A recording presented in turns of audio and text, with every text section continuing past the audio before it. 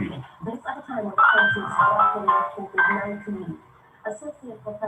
Yes, sir. Yeah. And TV at the news in the background is very distracting. Oh, all right. Nia, turn down that TV a little bit more for me.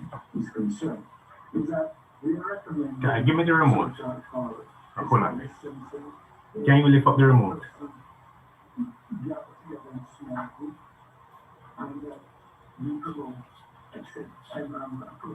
Right. Sorry, turn down. Yeah, but students say that they still hearing it.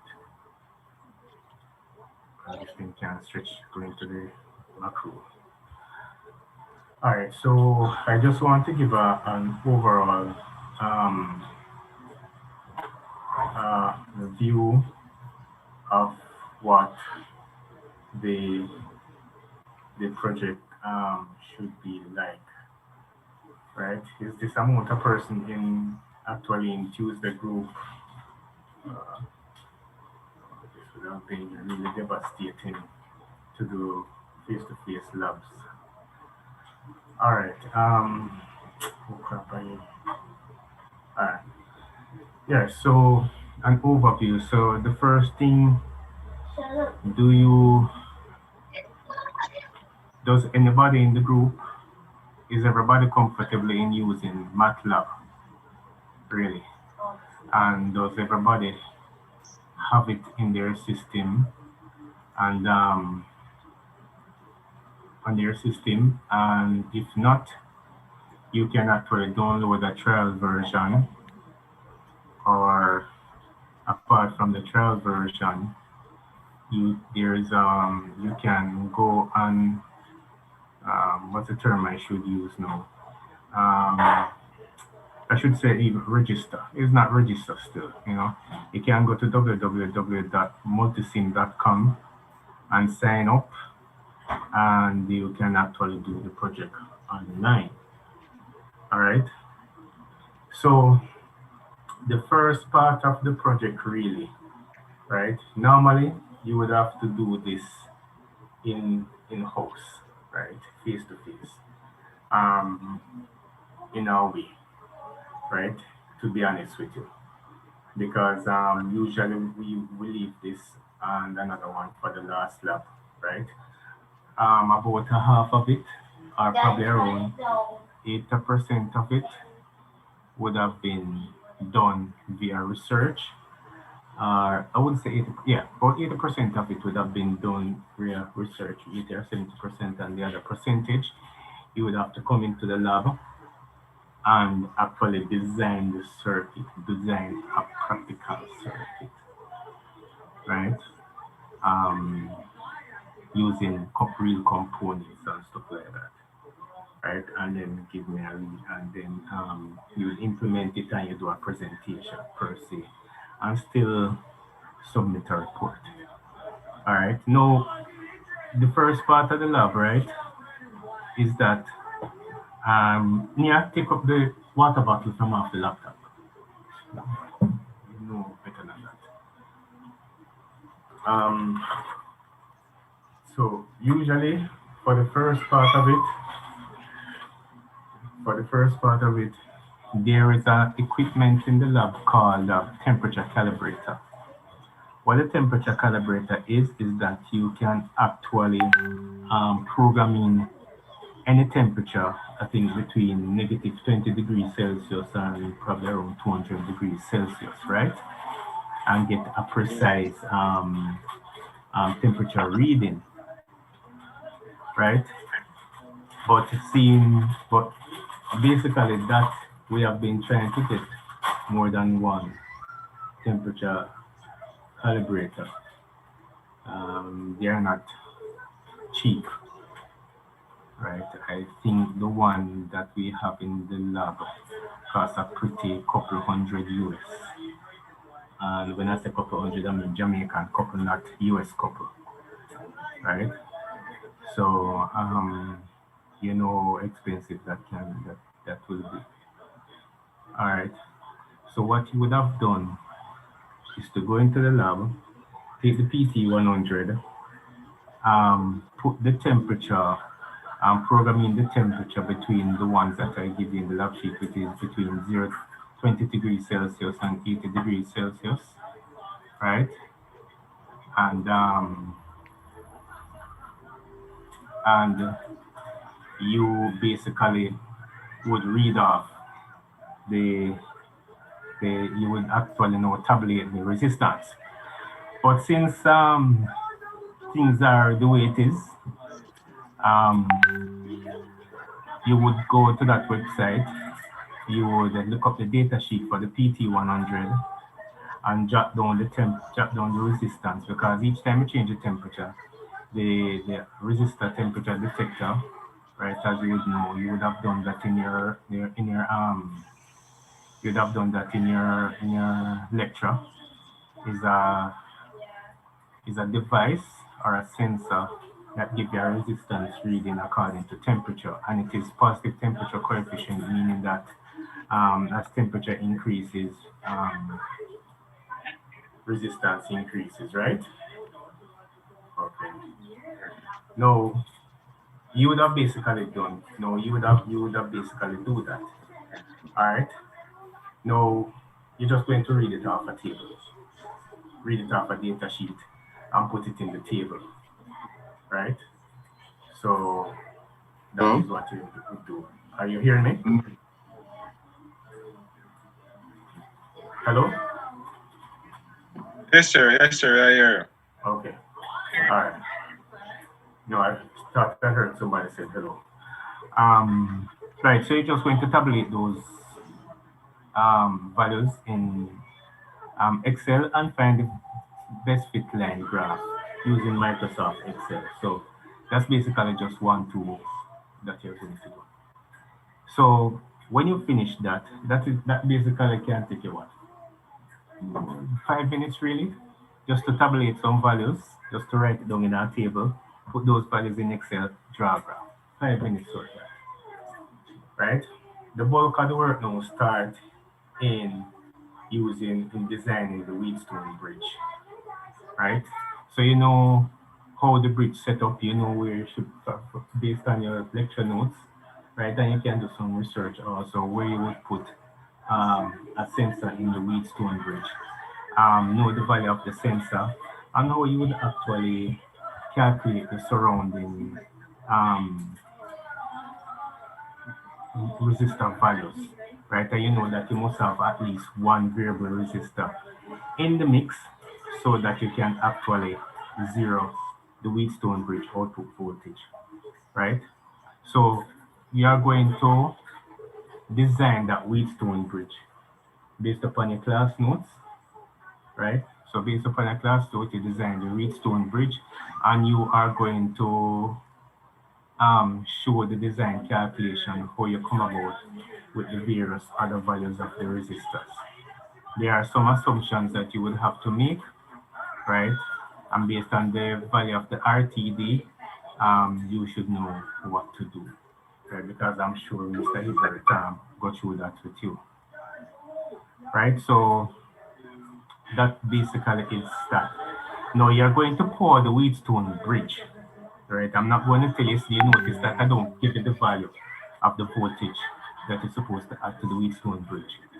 But over the temperature range of 20 to 80 degrees, you should get various millivoltage at the output of the Wheatstone Bridge.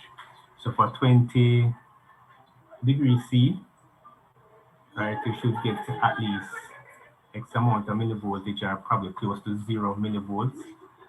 And then when it reaches 80 degrees C, the output should get some millivolts output also, maybe 100 and something millivolts, right? So based upon your research, you should be able to design that Wheatstone Bridge so that over the temperature range 20 to 80 degrees Celsius, you're supposed to get the output voltage of 0 to whatever millivolts, right?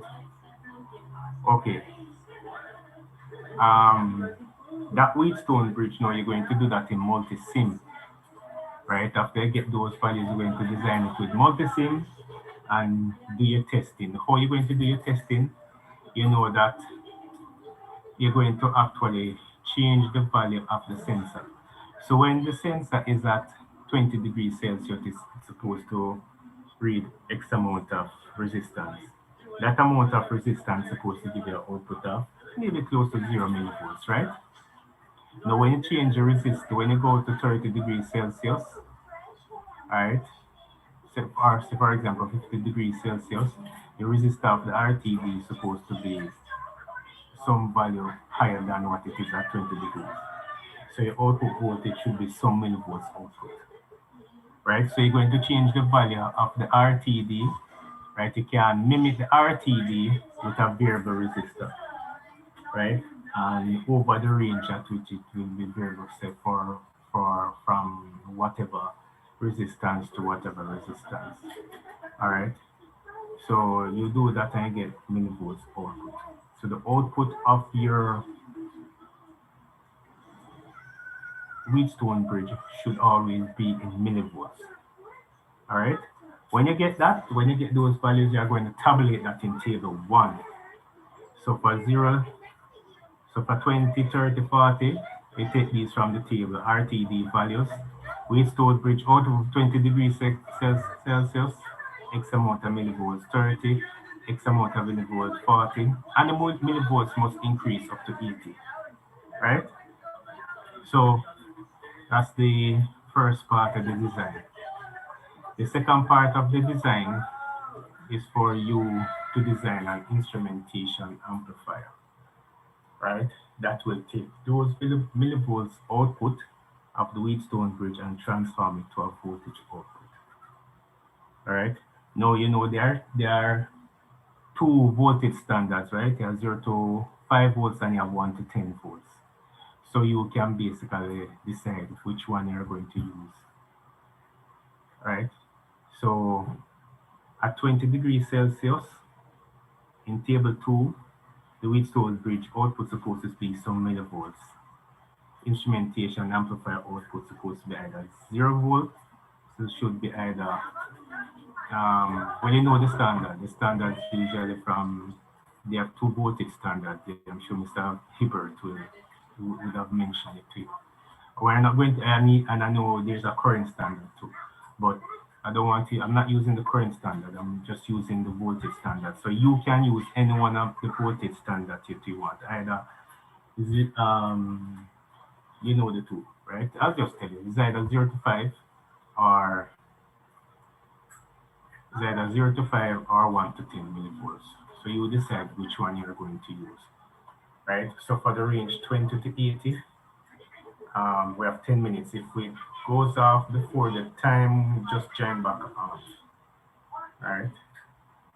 I spend most of the time looking for my phone and stuff. Sir. Yeah. For those who have class 8 o'clock this morning,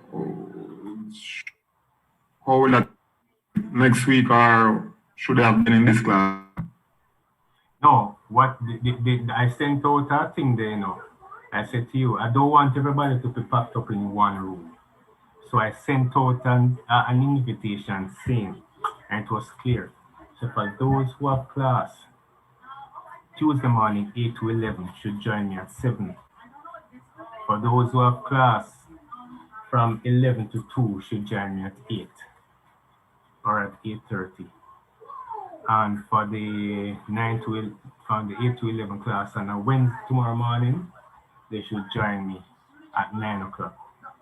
That's basically the instructions that I sent out in the email, right? But from the amount of persons in the room now, I realize that probably it's overlap, right? So I did not want everybody to be packed up in one class per se, right? So that's basically the thing that I sent.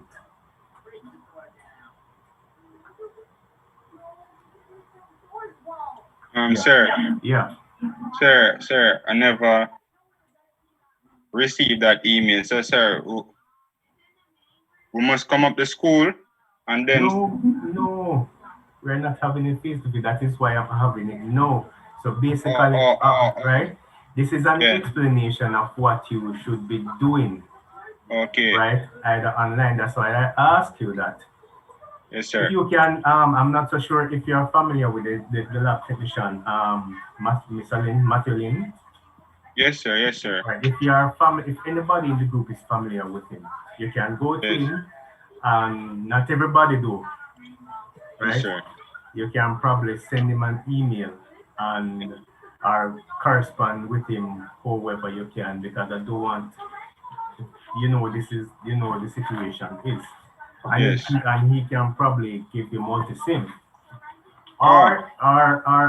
or if you want, you can actually download a free trial from our National Instruments. Oh, sir. Oh, Or okay. if you have, or otherwise, right? Yes, Otherwise sir. meaning that I'm not going to tell you how. There's another one that if you would have to look at it to know how to use it. It's an Yes, sir. online multi-sim. You can Yes, just sir. go in and sign up and you can use it online. Right? Yes, sir. It don't really look like the normal multi-sim, but it is usable. Right? Yes, sir. But as I said, that if you can download the 1 month trial, Yes, because sir. this not going to really take long. If you can download the 1 month trial, or maybe you can contact Mr. Lin somewhere and he'll put it on Yeah, the man, laptop. sir. That's everything that we'll get, man. We'll Well, put it tonight, too. right. So that is the situation. So once you have multi-sim, you're ready to go. So what Sir, you should, eh? one last thing, sir. Are you recording the session? No, you don't really need it to be recorded, really. It's not a learning session per se. Right. Um, so at the end of the day, um, your voltage standard, right? Even though it's put it there. Um, well, I put it 0 to 5 volts, right? So use 0 to 5 volts. So so the output, so the temperature 20 degrees Celsius. Yes. Wheatstone Bridge output millivoltage, one level to one level here. Instrument amplifier output voltage 0 to 5 volts here, right?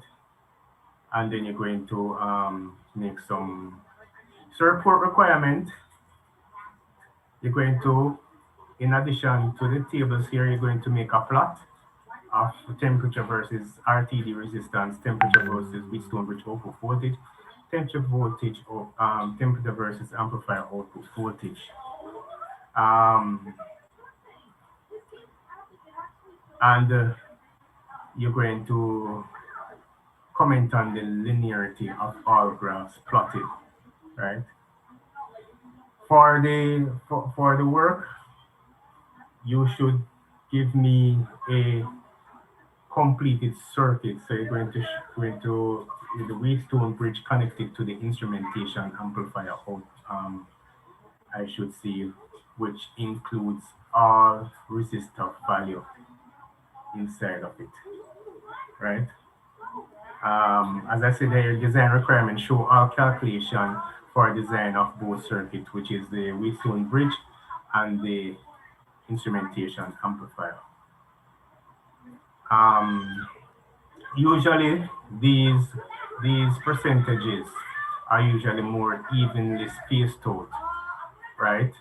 Because usually we have more labs. Usually have at least 4 labs, right? But because of the situation, one with COVID, and because two, I was given this lab late, basically what, about 3 or so weeks after the semester started.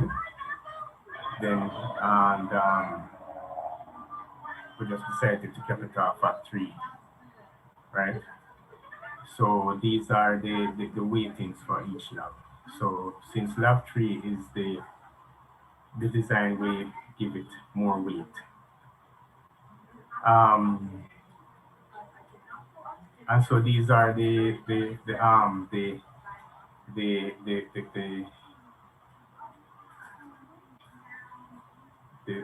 what you would call it now, the weighting for each section of your lab report.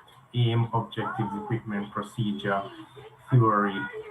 You see, theory is value 6 marks, so you're just going to give me the theory of a Wheatstone Bridge and an instrumentation amplifier. Nothing elaborate, right? Just to the point. It shouldn't be no more than, say, 1 paragraph explaining Wheatstone Bridge and a circuit of Wheatstone Bridge, right? And a little calculation and a little sample formula. And also the same thing, the theory of instrumentation amplifier, a schematic diagram of a typical instrumentation amplifier, and various formulas below it. Not more than that, right? That's of 6 marks. You're supposed to have 2 tables, each value is at 7 marks, right? You're going to have 3 graphs. You're going to use the values from the tables and plot the graph. So each plot of graph is valued at 2 marks. So that's basically 6, right? Sample calculations for each, for both the multisim and the instrumentation amplifier, 4 marks each, give you a value of 8. Error analysis, 1.5 each, give you a value of 3. Discussion, conclusion, reference. So reference is where you get all the information from, right? Discussion is where a lot of people follow on, right? I just start marking the labs, and the discussion is where most people follow in, because people keep giving me theory discussion, right? Discussion is basically just what is a discussion, right? And the results of what you got to do. Hey, excuse me, sir. Mm-hmm. Can you go over the discussion again? I didn't quite get what you said a while ago. Okay, but the discussion. When you're giving discussion, don't give me theory, and don't give me procedure. Oh, and by the way, procedure should be what? In the past tense, right? Oh, this is procedure. So whatever the procedures that you did, you're going to give me back every procedure that you did. And since you already did them and you're going to give me back a report, it should be in the past tense. Right? Right? So you know procedure should always be in the past tense. So don't give me procedure. I mean, when it is in the past tense, it's no method. It's the same thing. Procedure, methods. It's the same thing. Your method of doing this, your procedures are the way to do it, right? This is basically and both should be in the past tense. I could actually have had procedure / method, right? So they should be in the past.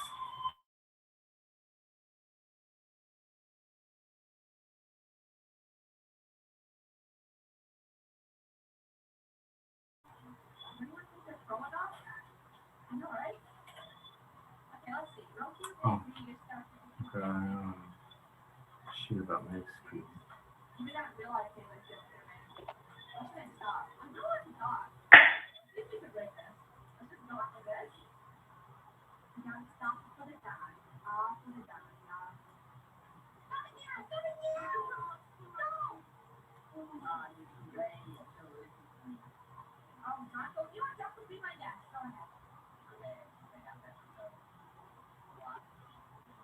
Sir, could you clarify what exactly the error analysis is?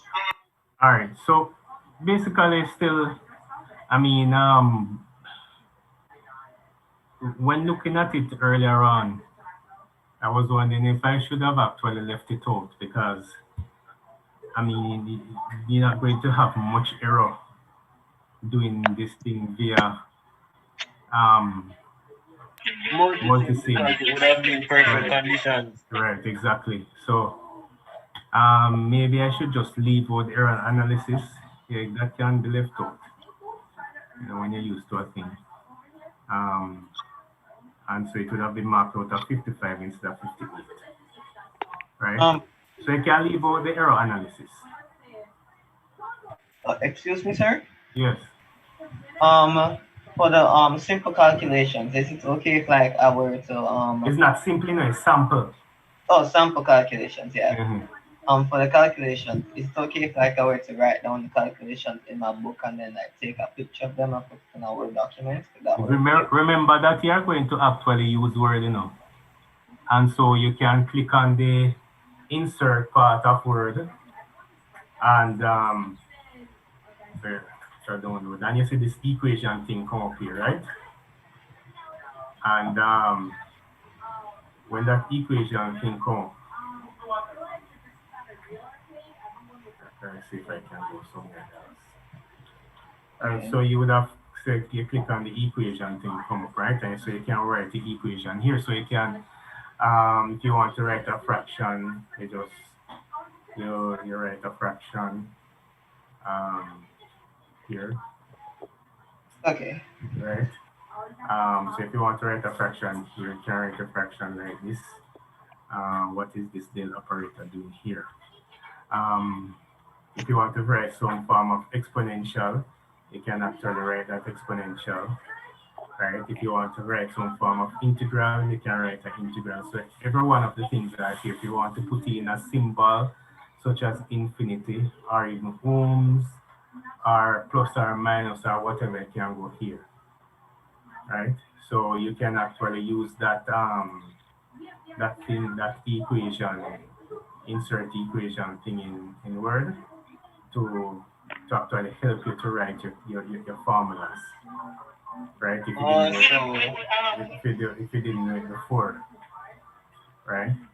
So and you can write, as I say, you can write it, you have your symbols here, you can input in beta, alpha, sigma, mu, whatever it is, you can put in any of that, right? Or any of this, the operators, matrices, sign function, brackets, summation, whatever it is that you want to put in,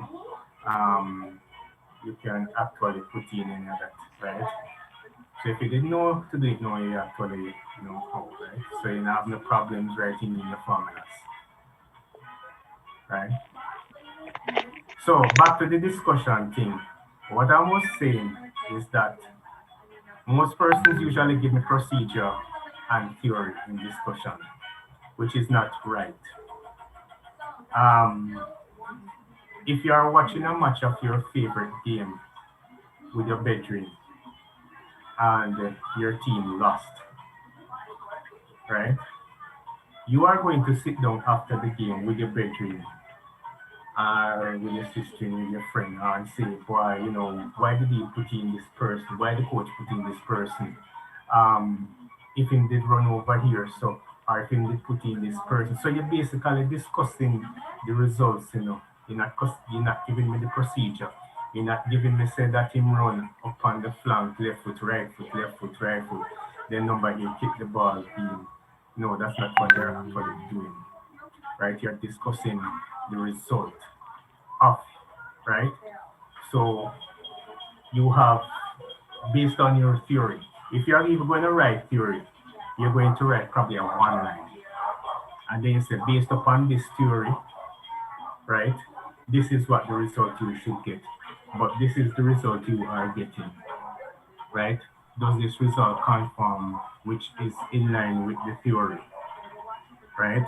Or um, which have an error of maybe say 0.008% deviation. You get what I'm saying? So you're discussing the results of your lab or your project because you know what you're supposed to get, but you are getting something else, right? So, or it may be a perfect situation like this probably is. This is what you calculate this thing to be. You calculate that based upon your you calculate that you have a Wheatstone bridge. You design the Wheatstone bridge, right? Here on paper. And you say, okay, if you put in 110 ohms, the output voltage of the circuit should be 0.08 millivolts. If you put in 180 ohms, right, then the result should be 0.5, 0.4 millivolts, etc. But then when you do it in multi-sim crops, you're getting a different value. So you put in 150 ohms, you're getting out 0.045 or 0.048 millivolts, right? Which is basically close to your results. You have an error there of 0.02, right? So that's basically what you do. You discuss results. You don't write back procedure and theory. You discuss results. All right. So usually a lot of people feel their marks are not, they don't get maximum marks based on their discussion. Right? Your conclusion, right? Write something better than this concludes than that the results. This concludes that the lab work. Right? Write something better than that. Right?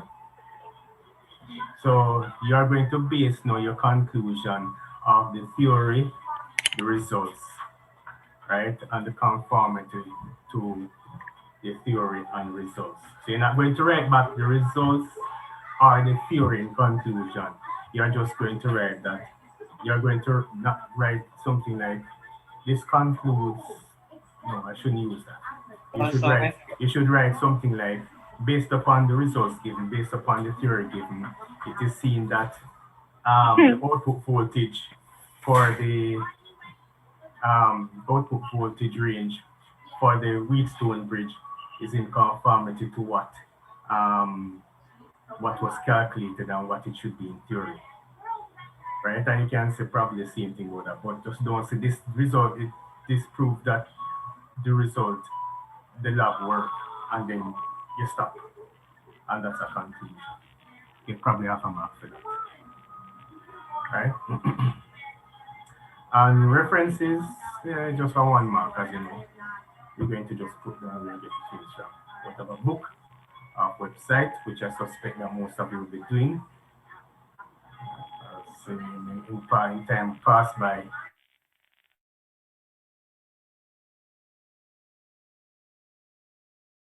goes to the library anymore. So, especially in these times, right? About a 30 you do. Right. So that concludes our presentation. If you have any question.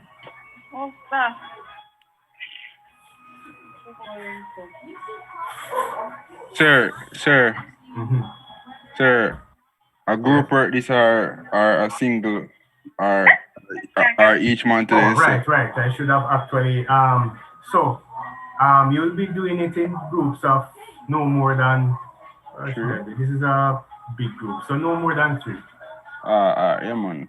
So right. Good, you know. No more than 3. I could have set it at 2, but I just put that 3. No more than 3, sir? No more than 3. If I get 4, I'm going to ask you to split the group. That should have been put in this thing, but I totally forgot to do it in that. Yeah, man. Right, I'm glad that you brought that up. So no more than 3 per group. It's a big group, and it's going to be a whole lot of lab results to mark in addition to the others that I have, other tools, set of labs that I have to mark.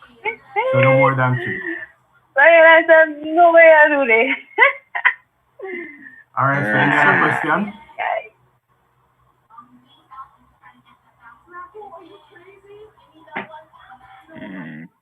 Any other question? No? No, sir, not really, no. Sir, is this the last lab? Yes, for the this is the semester? final lab. Exactly. Sir, and what is the total weight of this? It's at the end. Okay, If then. you scroll down, you will see it. Lab 1 is 10%, lab 2 20, lab 3 70. Okay, then, sir. Thank you. All right. Okay, bigger stuff, just to enter. Oh, sir. So, sir, because the test on Moodle was a mistake then for the lab test. What lab test? No, sir. No, sir, because we did see something on move about lab test, you know? So it Would must that be a mistake. no, you would have to do you'd have to consult the lecturer on that. Okay, then. All right. Mhm. All right, no problem. Yeah. All right. So where's my food? Simeon, me just say enter. We basically just finish. Okay, so I was on earlier. I just thought I got disconnected. Oh, okay. All right. I will talk to you on the other channel. Okay, sir. All right. All right. I'm going to close the the meeting now. All right, sir.